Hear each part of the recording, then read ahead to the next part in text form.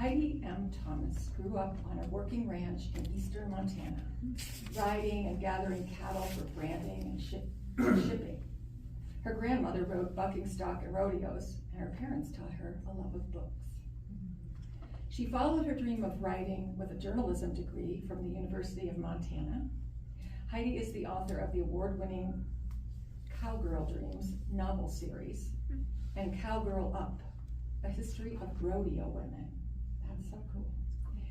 Seeking the American dream and finding true home are stories based on her mother, who immigrated from Germany after World War II.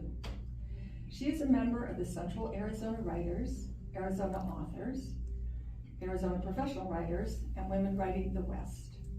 Reading from her latest publication, From Goth-girl to Cowgirl. Let's give Heidi a warm welcome.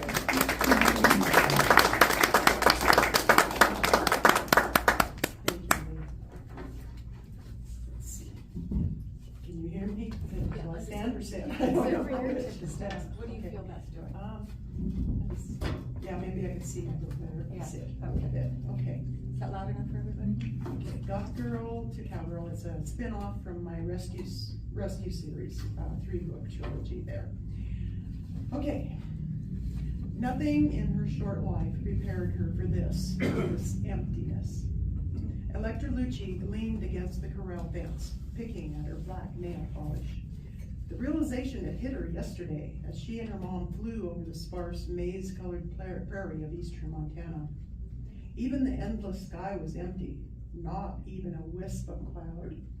They'd come to the end of the earth for their so-called vacation on the dude ranch. She sneaked glances at the 3 other women and their young daughters getting ready for the ride. Her mom, Alberta, rubbed the face of a big brown horse and ran her fingers through its mane. She actually looked like she enjoyed this. Was she pretending for my sake? Horses. Where did Mom get this stupid idea? Because she took a few rides in Central Park when she was a kid, she thought Electra would love it too? Not. A soft voice broke into her loneliness. Would you like to try getting to know Ginger? She's a nice, gentle horse, nothing to be afraid of. The woman was Sam Moser, their instructor. Electra snorted, turned away, and slouched to the barn. She heard her mother apologizing, of all things. I'm sorry about Electra. Ever since her father, she huffed again and slipped into the dark interior where she slumped onto a bale of hay. Settling down, happy that it pricked her legs through her jeans, she bit her lip until she tasted copper, anything to keep from crying. Her father. How could he abandon her? Hadn't she always been his favorite, Daddy's girl? The shadowy gloom in the barn closed around her, and the night of that awful accident flooded her senses. The police bringing Dad home, telling Mom and her that Jimmy was dead.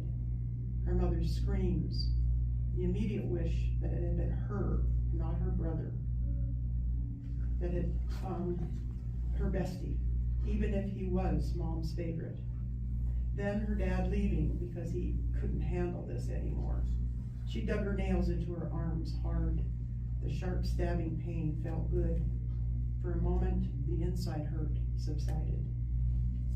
Early the next morning, she slipped from beneath the covers, put on her black socks emblazoned with skulls and crossbones, her black baggy pants and sweatshirt, spiking her short ebony hair in the bathroom and reapplying her signature white makeup and black eyeliner. She crept, carrying her black Doc Martens, out the door of their cabin. They call it rustic, and I call it corny.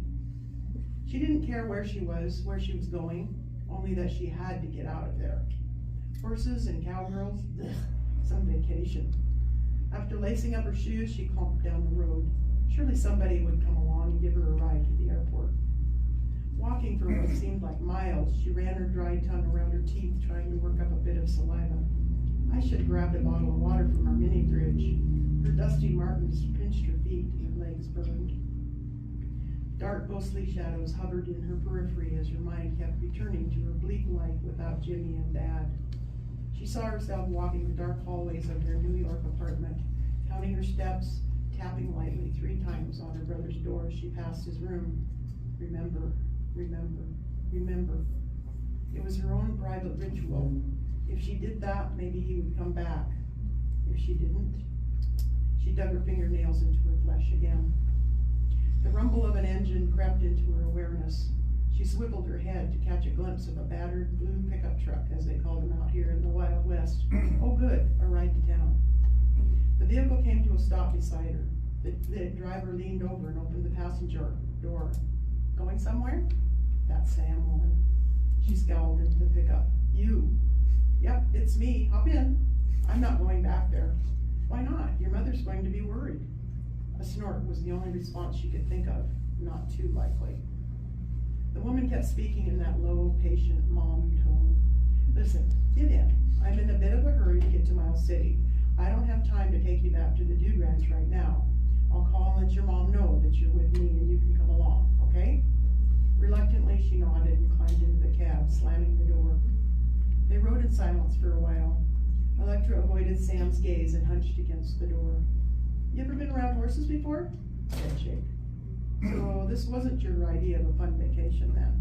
She snorted again. What do you like to do for fun? Fun? She shrugged.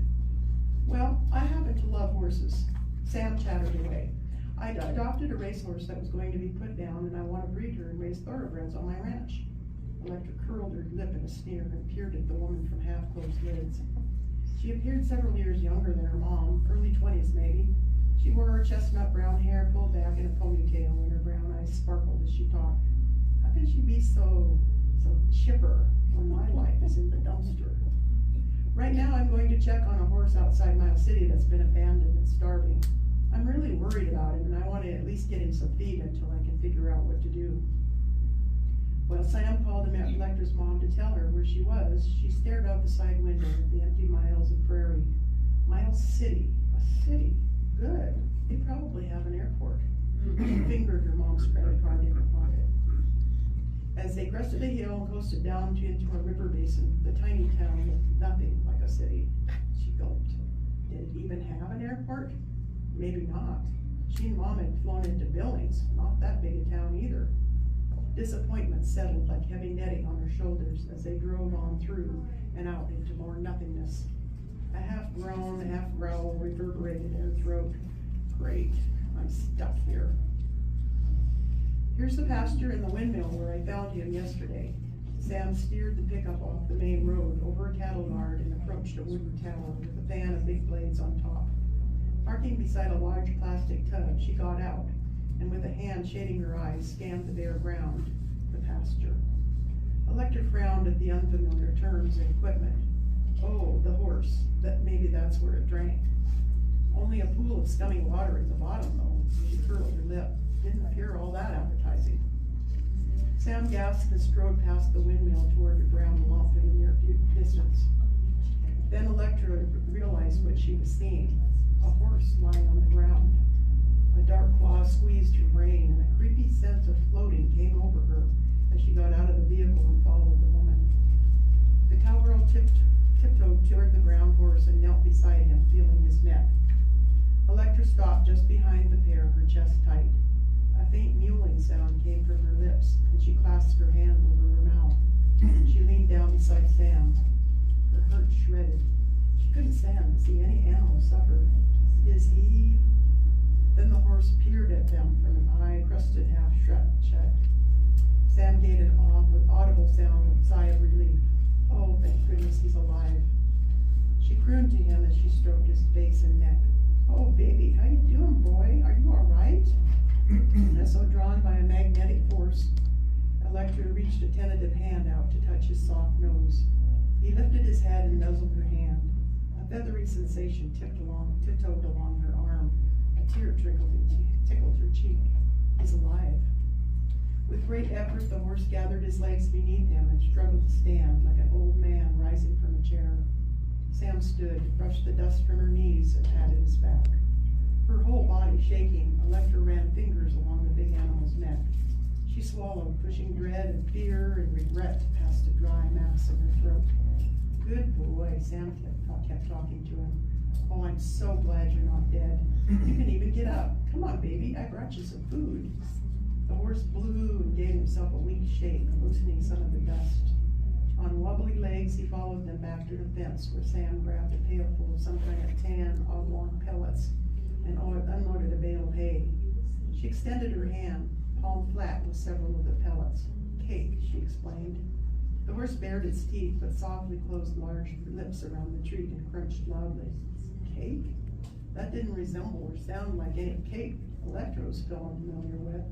She grimaced, imagining those huge teeth grabbing her hand instead. Sam went to the windmill and pulled a lever. The big fan up top began to move and water trickled from a pipe to fill the tub. Open-mouthed, she marveled at the process. So that's how they got water for their horses out here. She shifted her gaze to the horse. His ribs showed through his dusty brown coat, and his legs wavered a bit as he stood, his eyes half closed, eating a bit of hay.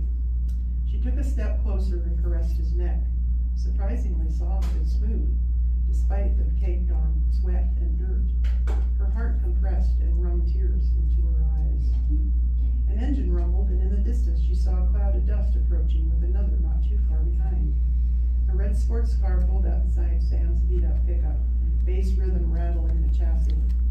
A kid in his late teens got out. His sandy hair stood up in spikes. Several earrings glinted from his ears, and he sported low-slung baggy jeans. Electra snorted again. One of those too cool for school wannabe skater types. A blonde woman drove up behind her in the SUV, got out and nodded to them. Sam waved. Hi, Teresa, thanks for coming. Hey, that's my uncle's horse. The kid swaggered toward her. What you doing here? The cowgirl moved forward. What's it look like? I'm feeding your starving animal, the one you've been neglecting. Nah, lady, you got it all wrong. That old neg's always looked like he's about to die. I've been out here. He already had feed and water. He's doing fine. That's because I left it for him. The young woman pinched her lips and swallowed hard. Was she about to punch the dude? Go for it, Sam. He's almost dead. He was on the ground when I got here, could barely get up. I don't call that being taken care of. I don't think it's any of your business. The kid smirked, reached in his side pocket on his voluminous pants, and pulled out a pack of cigarettes. He tapped one out, flicked a silver lighter, and took a deep drag, all the while eyeing the three women from half-closed lids. Electra glared at him from squinted eyes. What a punk. The blonde woman spoke up. Now see here, there's no need for attitude. We're simply concerned for this horse's welfare, that's all. I'm the one who first noticed him. I spoke to the sheriff on the phone, and he said you had promised you were taking care of him while your uncle was in Europe.